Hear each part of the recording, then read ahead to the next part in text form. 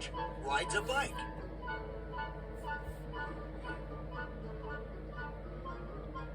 This is George. He lived with his friend, the man with the yellow hat. He was a good little monkey and always very curious. This morning, George was curious the moment he woke up because he knew it was a special day. At breakfast, George's friend said, "Today we are going to celebrate because just 3 years ago this day, I brought you home with me from the jungle. So tonight, I'll take you to the animal show.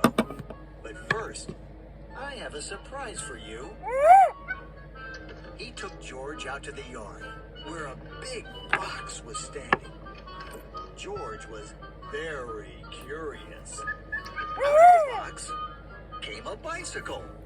George was delighted. That's what he always wanted. He knew how to ride a bicycle, but he had never had one of his own. "I must go now," said the man, "but I'll be back in time for the show. Be careful with your new bike and keep close to the house while I'm gone."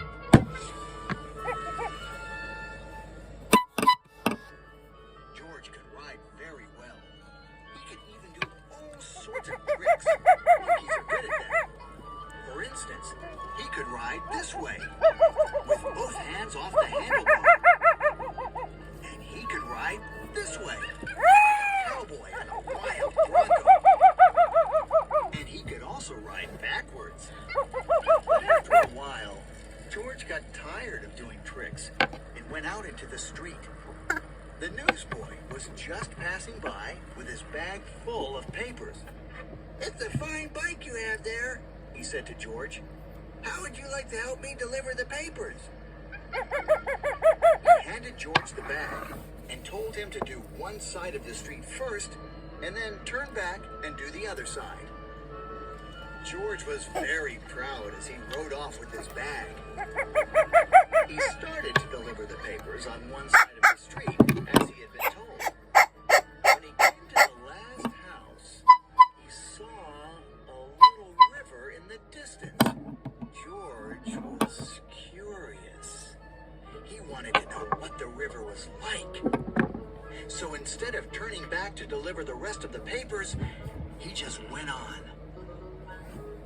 There was a lot to see at the river. A man... and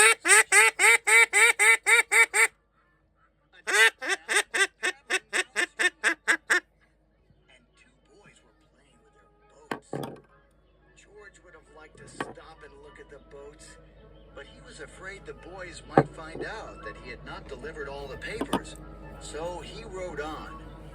While riding along, George kept thinking of boats all the time. It would be such fun to have a boat, but how could he get one? He thought and thought, and then he had an idea. He got off the bicycle, took a newspaper out of the bag, and began to fold it. First, he folded down the corners like this. Then he folded both edges up, brought the ends together, and flattened it sidewise. Then he turned one corner up, then the other one. Again, brought the ends together and flattened it sidewise. Then, gently, he pulled the ends open, and there was his boat. Now the moment had come to launch the boat. Would it float? It did! So George decided to make...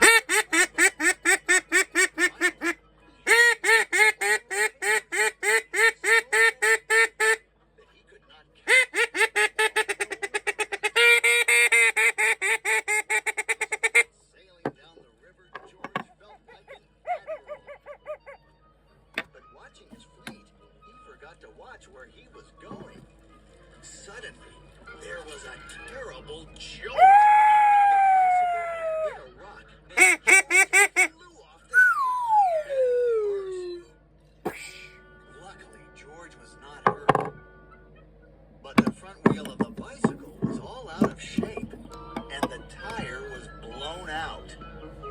George tried to ride the bicycle, but of course it wouldn't go.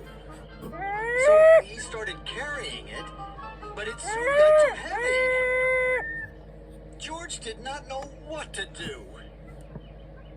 His new bike was spoiled.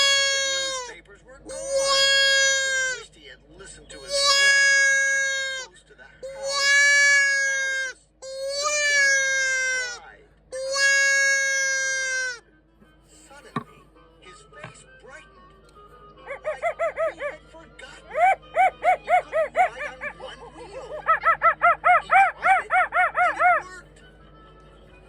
He had hardly started out again when he saw something he had never seen before. Rolling toward him came an enormous tractor with huge trailers behind it. Looking out of the trailers were all sorts of animals. To George, it looked like a zoo on wheels. The tractor stopped, and two men jumped out. "Well, well," said one of the men. "A little monkey who can ride a bike bronco fashion. We could use you in our animal show tonight. I'm the director of the show, and this is Bob. He can straighten your wheel and fix that flat in no time. And then we'll take you along to the place where the show is going to be." So the three of them got into the cab and drove off. "Maybe you can play a fanfare while you ride your bike in the show," the director said.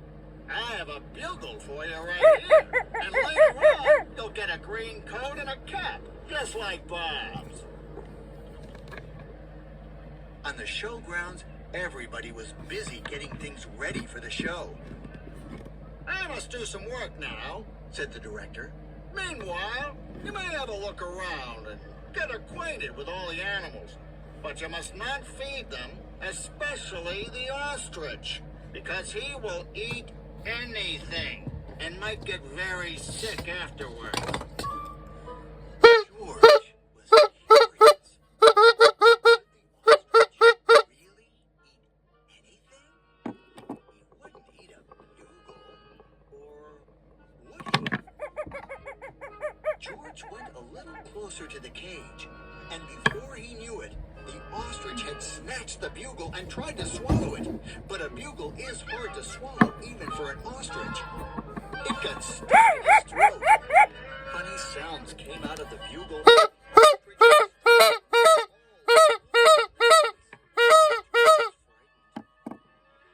Fortunately, the man had heard the noise. He rushed into the cage and got the bugle out of the ostrich's throat. Very angry with George. "We cannot use little monkeys who don't do as they are told," he said. "Of course you cannot take part in the show now. We will have to send you home." George had to sit on a bench all by himself, and nobody even looked at him. He was terribly sorry for what he had done, but now it was too late. He had spoiled everything. Meanwhile, the ostrich, always hungry, had got hold of a string dangling near his cage.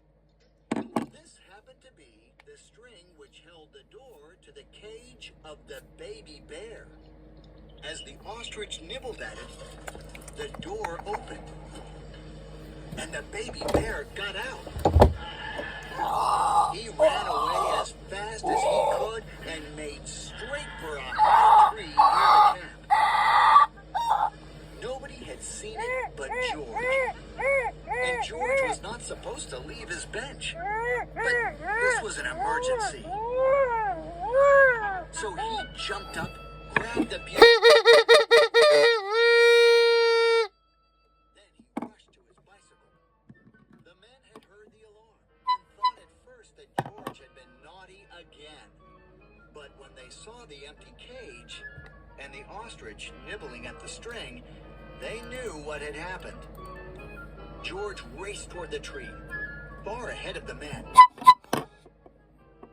By now, the bear had climbed quite high, and this was dangerous because little bears can climb up a tree easily. and get hurt. The men were worried. They did not know how to get him down safely. But George had his plan. With the bag over his shoulder, he went up the tree as fast as only a monkey can. And when he reached the baby bear, he put him in his bag and carefully let him down so that the men could safely catch him. Everybody cheered when George had come down from the tree. "You are a brave little monkey," said the director. "You saved the baby bear's life. Now we'll get your coat back. And, of course, you may ride your bike and play the bugle in the show." Finally, the show was on. The whole town had come to see it. And how surprised they were to discover George on his bike, right in the middle of it. The newsboy was there, too.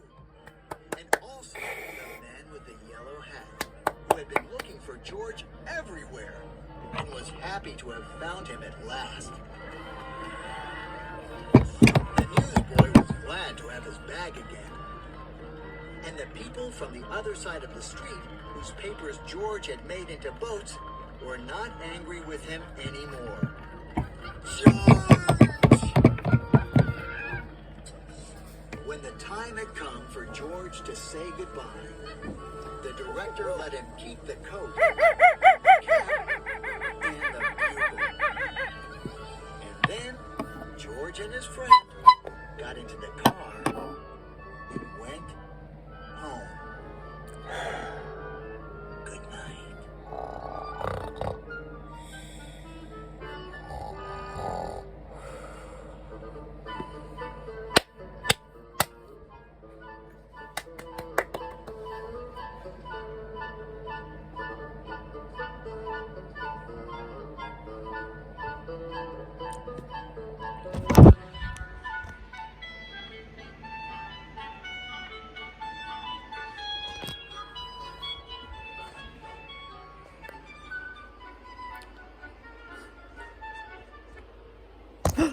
Uh-oh. Hold on just a second. Okay, thank you.